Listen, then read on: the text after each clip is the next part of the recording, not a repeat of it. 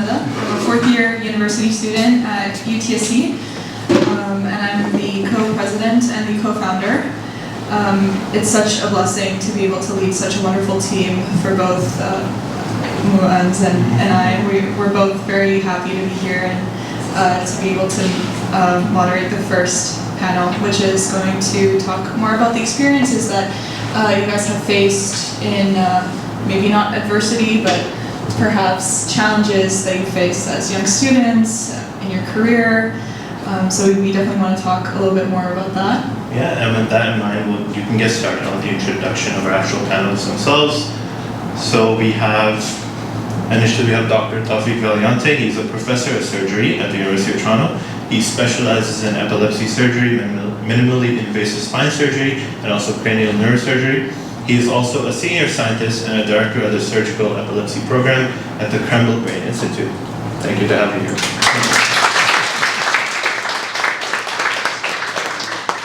Next, we have Dr. Ali Salahpour. He is an associate professor in the Department of Pharmacology and Toxicology.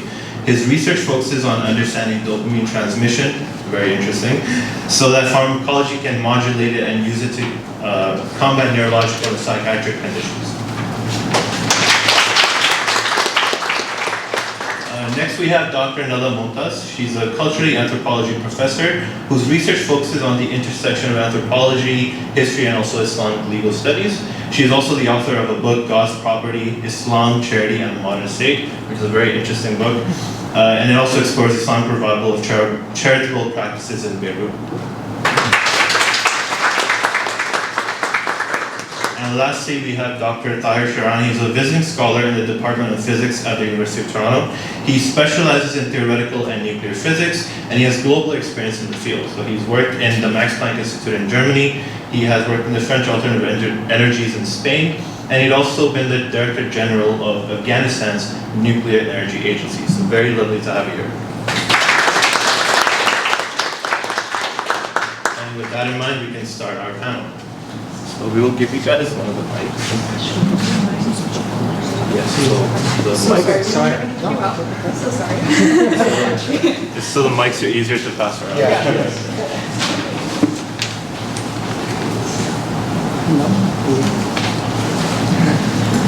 All right, okay, thank you so much. Thank you all for attending. So, I kind of wanted to start the panel off by including a little bit of an icebreaker question. So this is kind of all out there. Everyone has a floor. So when academia includes voices from different backgrounds, disciplines, and experiences, it promotes creativity, it promotes collaboration, and it also challenges biases. However, barriers still exist, and it's something that we go through every single day. You may face it while we're walking down the street or going to class, going to lecture. You'd be like, oh, I'm the only person here that is from a certain background, or you might feel like you're kind of underexpressed. Given this, how can we create a more inclusive academic environment that welcomes diverse voices and ensures that research and education benefits from a wider range of insights and ideas? This is an icebreaker. That's an icebreaker, yes. I thought you asked, what's your favorite color or something? It was either your favorite hobby or... Yeah, it was tell us about yourself or this. Or that. Okay, I have the microphone, so... Go for it. So, I think the idea of, I think the idea of having or living in a multicultural environment is something that we intuitively believe is beneficial. I'll put a little plug in regarding some of the science that we do, where we've shown that in the nervous system, when you have a population of neurons, and those neurons are more different than each other or different from each other rather than similar, it generates very stable dynamics in the system. So from a mathematical perspective, in fact, having diversity is actually stabilizing to the systems. You can look at social systems, you can look at ecological systems, you can look at the nervous system. But I think we all intuitively go up with this idea, I think, as being born and raised in Canada, I think it's something we value greatly. I know my parents for sure both came as immigrants, and they love this idea of a cultural mosaic. And I think increasingly now, because this is an academic environment as well, you're not going to see a high impact paper without like 50 people on it, and they have, I come from cellular electrophysiology, so I did patch clamping during my PhD, but it's impossible for me now to publish, a really solid paper with a single modality, and I think so we all understand that increasingly, and the world is globalized, we are hyper connected to things that, that connect us, so I don't know if I have a special perspective on it. I think we all intuitively feel it. That the more that we're connected to one another, the more that we have different perspectives, the more likely we're going to succeed. And that, we can see that socially, we can see that academically. So that's my icebreaker. Who wants to go next? So the question is how can it happen? So my thought on this is that we're in Canada, and there has been a movement of EDI, equity, diversity, inclusion, indigeneity, accessibility, and there is a pushback against that. Clearly, there's a lot of people that think that this is no longer a meritocracy and things like that. But we're still safe in Canada. Some other countries are deciding that they don't want to do this. It's fine. But what I want to encourage you guys, if ever you're invited to be part of something, go for it. You do bring a diverse opinion. I have been at different meetings, different places, and I was the only person with my profile. Not just being a Muslim heritage, but whoever we are, we have a diverse opinion, different way of looking at things. And definitely, you can see that there can be a group thought, and one person with a diverse perspective can bring something to the table that was not there before. Okay, so I have seen this, and it's important for us to step forward. And the second thing, which is not that easy, is to speak up. That requires courage. I'm working on it. It's not perfect. I cannot always speak up, even if I have a diverse opinion. But if you find a safe space, we use these words, right, for, when we have different meetings, if you think that you're in a safe environment or you're with safe individuals, voice yourself. I can tell you guys that in the current climate that we live in, all kinds of things, global affairs, academic affairs, Canadian life, and all of that stuff, different ideas help. And myself, when I do some meetings, I consult with other people. I can wake up in the morning, have a great idea. Oh, we should do this in our department. And then I go talk to some colleagues, and they're like, man, have you thought about this? And I'm like, yeah, that's a good idea. That's a good point. Maybe we should not do it. That's a great example of just consulting other people. But the levels of diversity do matter and bring, ideas and make things better. Thank you so much.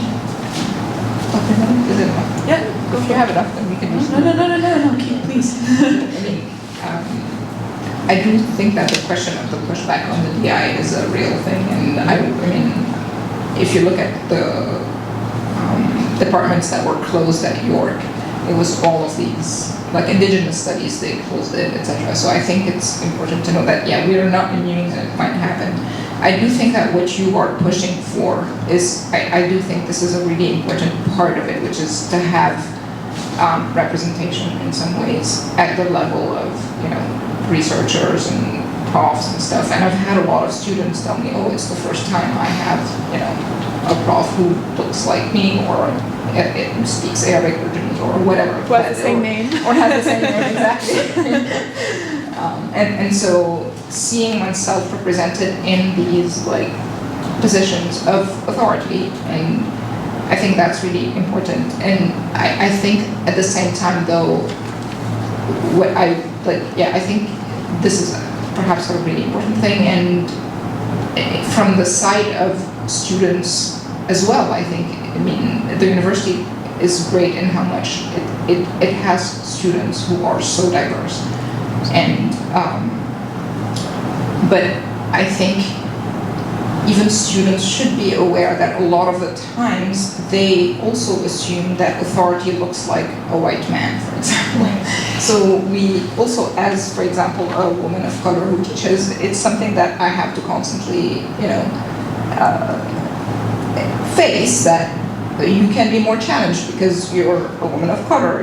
You don't look like authority, and so I think I would encourage you also to look at us, even though we are like you, but that we can also be figures of authority. And so I've had a lot of sometimes difficulties with Muslim students because they're like, oh, you're like me, and so you can just. So I think it's important to just also pay respect as much in this one. Thank you very much for your answer. I just want to start off by also saying that if you guys have any questions for our panelists when they're talking, feel free to raise your hand. You might have to speak up louder because we only have 2 mics, but feel free to raise your hand. In the interest of time, we can have some people maybe ask some questions as well. Okay. Moving on, I would really like to ask Dr. Mumtaz. I would like to ask you.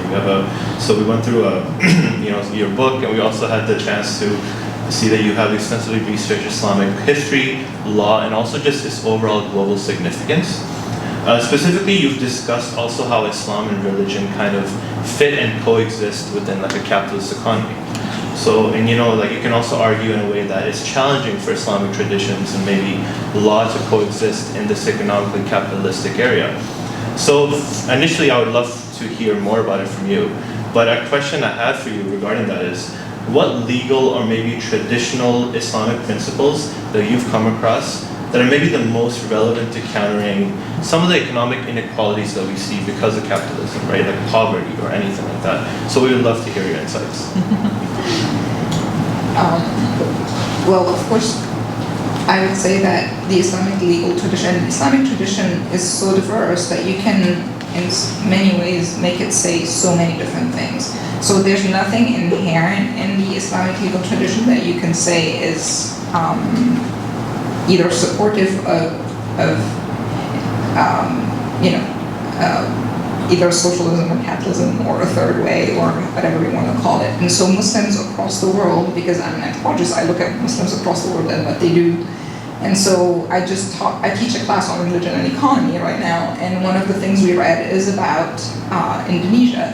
And one of the things that are happening is this thing that is a lot of Muslim preachers saying that Islam encourages certain virtues that are about accountability and about honesty, etc., which actually then are important for employees so that they are more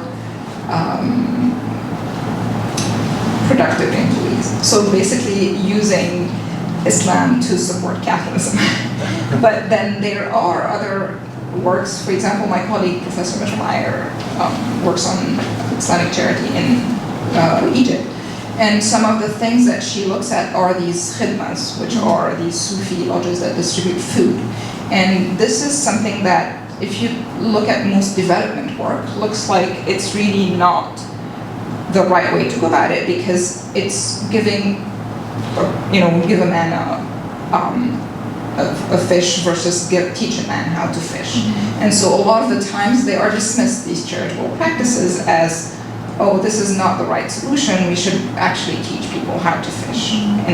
And so, but she actually shows how these, for example, food distribution that we do so much in Ramadan and or across the time, and like it's something very essential in the Islamic tradition, is actually very important, and it's kind of revolutionary, I would say, because it actually is not future-oriented. You're not like trying to push everything towards this future that might happen, might not happen, and you're tending to these immediate needs rather than constant deferrals. And so she says that the future orientation is very much capitalism. Like you're constantly like pushing towards more and more in the future, etc. Like ever increasing and ever more. And here you're concentrating on that.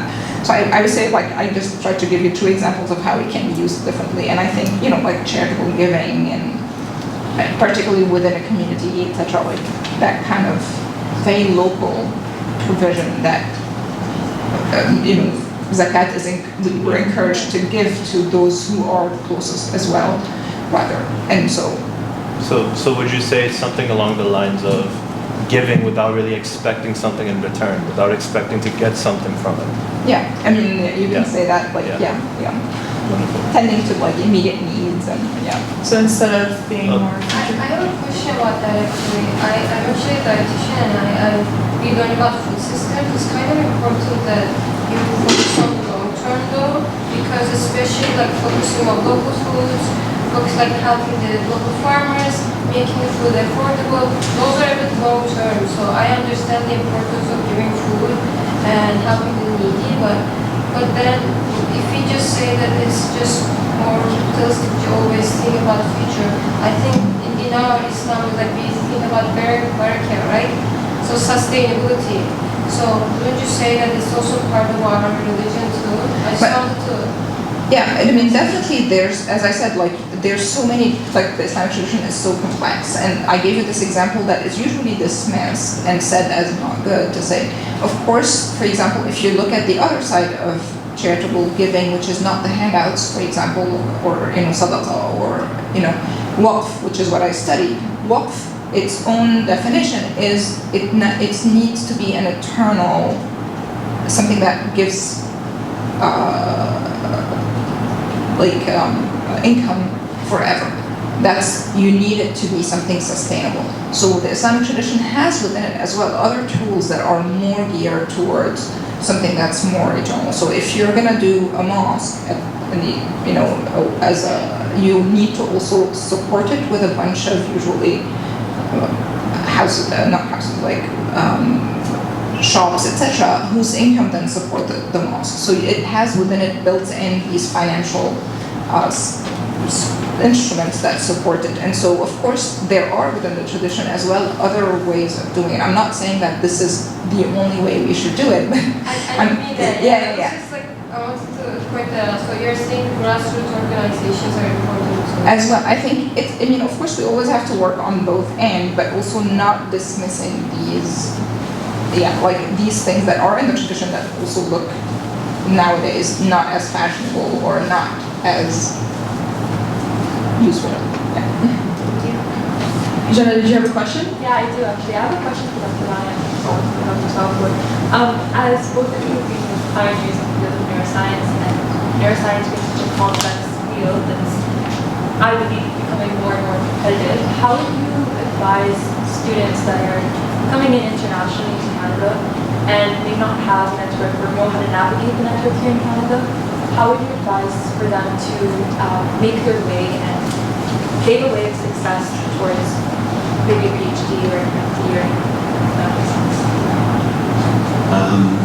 It's a loaded question, but Yeah. just any advice, I think. Yeah, I see this question like twofold because I'm also on the medical side. I often have people who want to come, who are physicians from other countries who want to come and then ultimately become physicians in this country.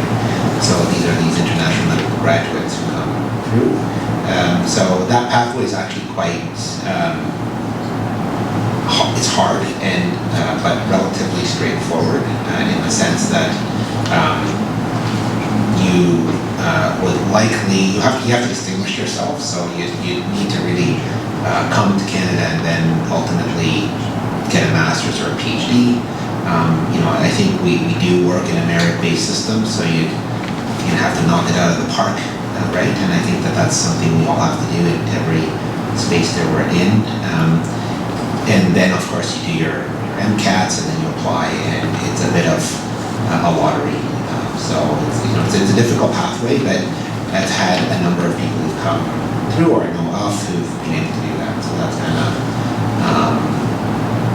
one very straightforward thing. And then academically, I guess maybe speaking to this environment and sort of the gist of what is being discussed here, which is that I think always if you have a connection to somebody who can create opportunity is very different than cold calling somebody and trying to get into a lab or something like that where you're basically competing against everybody else. And I think that's I guess that's the flavor of tonight, which is really about building a network, getting to know people who can create opportunity or are gatekeepers at various positions within the academic cycle, and then reaching out to them, and then getting part of a lab or doing a research project or et cetera.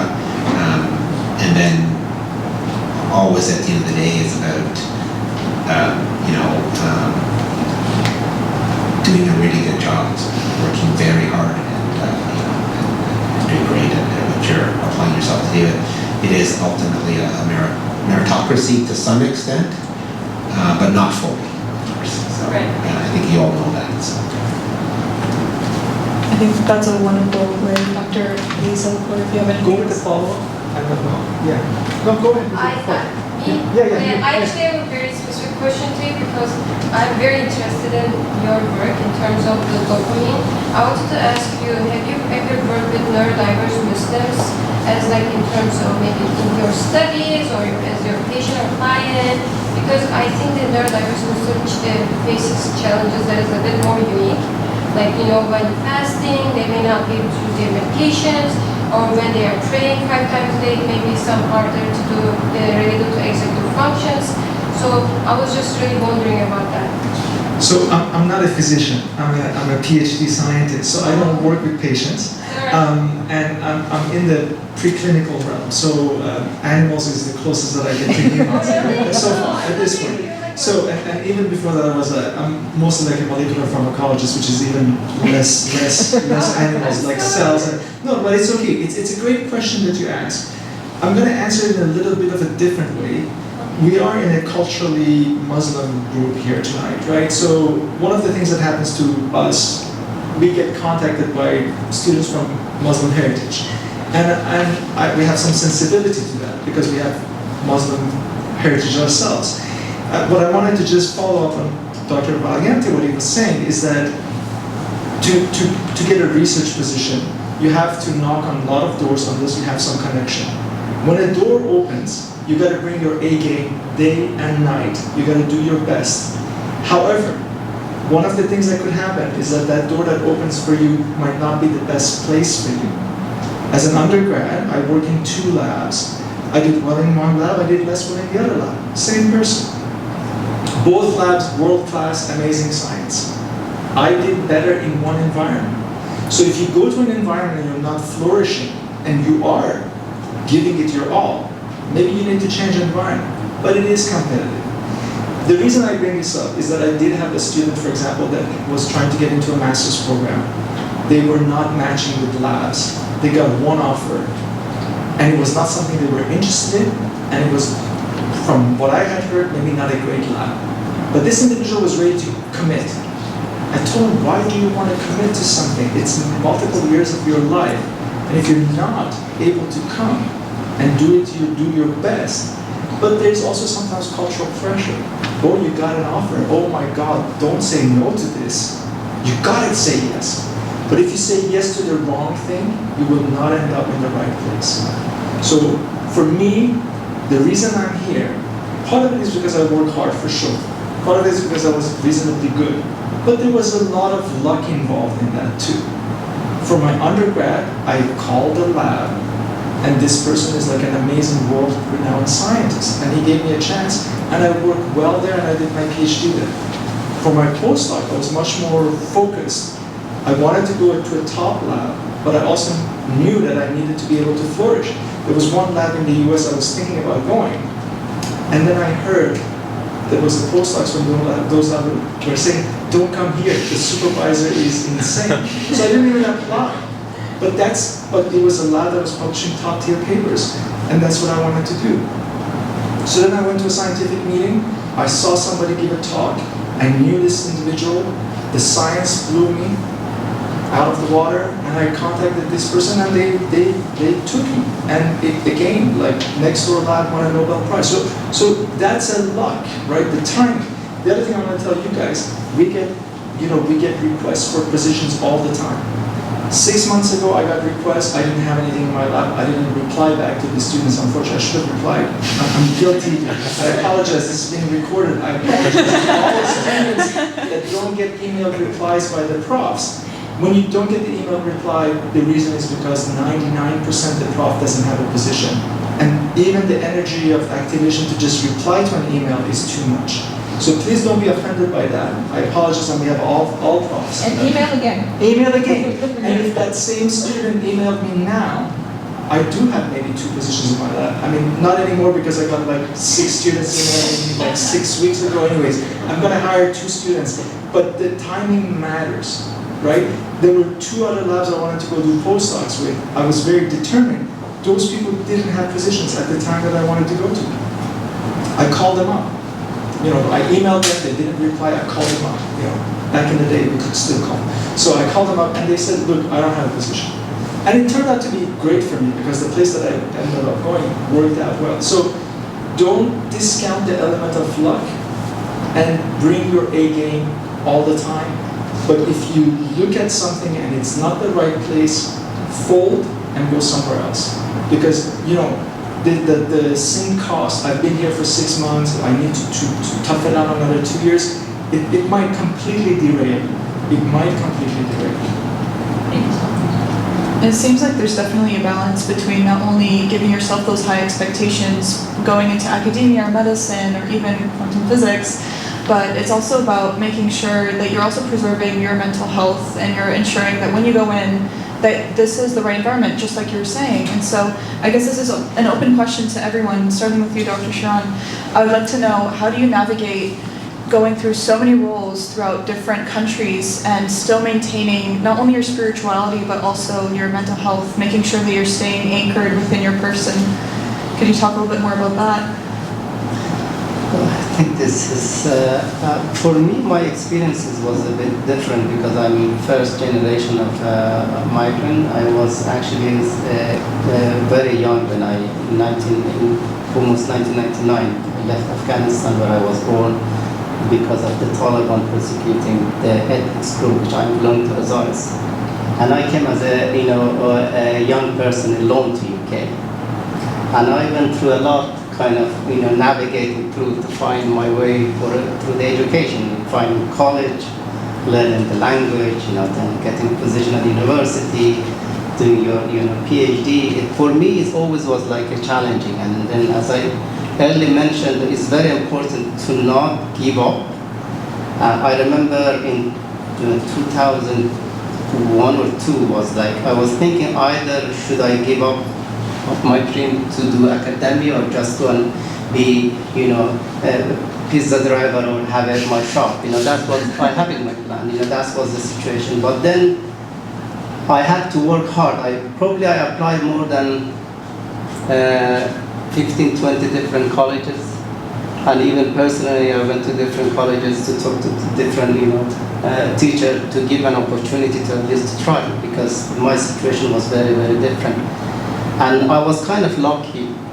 One, guy just actually accepted to give this opportunity to me, and that was the door kind of open to me. And as I mentioned, because I have a different kind of background in terms of, never had a chance to think, okay, should get depressed or something, because you always have to fight through the difficult situation you have to navigate yourself, you have to, in terms of, financially, you have to support yourself. Not you just support yourself, you have to support your family too, as a student, undergrad student. I do remember I was working almost 30, 40 hours a week, as well as I was a full-time student at university. But at the same time, as I mentioned, for me, I did not give up. I was quite lucky, probably. I ended up to be at a good university. I was at University London, UCL, I think, top 10. I don't think that different universities and different things, but anyway, don't get so fast about all these numbers, which university. But then, even in terms of what subject I should study, I had a difficulty because I didn't have the mentor to help me. I was coming from the background, either you have to be a doctor or engineer, and then you All of love us. physics, you don't, oh my gosh, what can I do with physics? I didn't know, even I applied for university, I had a position as in electronic engineer, I was accepted. But during the summer I was thinking, really, this is something I want to do. And I wasn't really sure. Then I just said, okay, let me send an email to physics admin department. I said, Well aware of the talks that I give, and so I'm a very firm believer about why, so having a why, and I think I was very lucky as a kid. I did not struggle. I was born and raised here. I had opportunity through my parents, so I'm very grateful for that. But for me, the why came very, very early on in life. I wanted to study the brain. I wanted to understand the brain, and so having that as sort of a guiding light for me has really helped, given me the resilience, I think, to go through, the things that, at least professionally at times were difficult. So for me, one of the big things that happened was when I started my work here as a staff neurosurgeon, there wasn't really an epilepsy program. And so I had to sort of spend about 9 years of building out the epilepsy program. Then I worked with the Ministry of Health to standardize care through the province, and then ultimately I got onto my science. And so, I think that it's a very active process to find your why, and I think that that's something that, you guys, it's a struggle, but it's a very important, I think it's fundamentally important. And the why, it's a great TED Talk by Simon Sinek. He talks about how people can tell you what they do and how they do what they do, but not a lot of people can tell you why. And the why is a very emotional thing. It's not a pragmatic thing. It's really about something deep down within you. So I think when students ask me about what is science, for me it's like ice cream, right? It's like it gives you that. You eat ice cream because you like it, and I think that's something I hope that, and I wish for everybody here, is they find that feeling, because really it's the feeling that gets you through. And I think that oftentimes we make life and our work very transactional. Like if I do this, what do I get? If I do this, what do I get? And I'm not a big fan of that. I'm really more about finding that thing that gives you that feeling of personal validation, and it doesn't fall in your lap. It comes through active pursuit. So that's going to be my sort of the main thing that's allowed me to get through. I think that if we talk from a kind of a religious perspective, I grew up in my mom came to this country. She had lost both her parents, so she was an orphan, and so she's probably one of the most positive people that I've known. Of course, very aggressive from a social perspective as well. She was a leader in the community, and I think that probably rubbed off on me. That you kind of through whatever suffering and hard work, it all seems to work out in some way as long as you have good intentions. That's definitely a really lovely nod to your mother, and I think support and having a network of people who are there to push you and just be like, you're almost there, you're getting there, you want that ice cream, like you said. Yeah. So. Which I think this is the point of this. I think in a way, which is can within the connections you make in this community, can you find your why? And then if you run into trouble, can you find the supports you need in your community?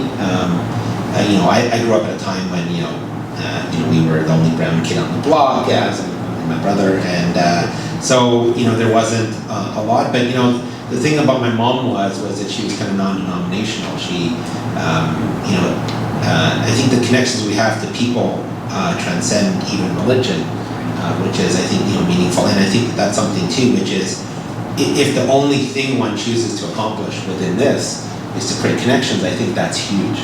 Right? There's that verse in the Quran that says, I created for a few different tribes so you may know one another. It's exactly that. And that's the other thing which we talk about networks. There's building a network comes at zero cost, right? Just like a day like today, other than this room, there's not much cost to it. But additionally, what it creates is, this idea of a small world network, where we're only 6 degrees of separation away, that saying, which is that, once I know you as a friend, I know your entire group. So through random connections and opportunities like this, you then plug into other groups, and that's a super important. Actually, that's how the brain is wired. It's wired as a small world network because it's hugely efficient. It's massively efficient from an energy perspective, as things like today are, where if you make that random connection. But the one thing I would say is that, as much as I'm blabbering right now, is that really it's about getting to know one another, not just getting to know me. So I'm going to stop. Lovely, thank you so much.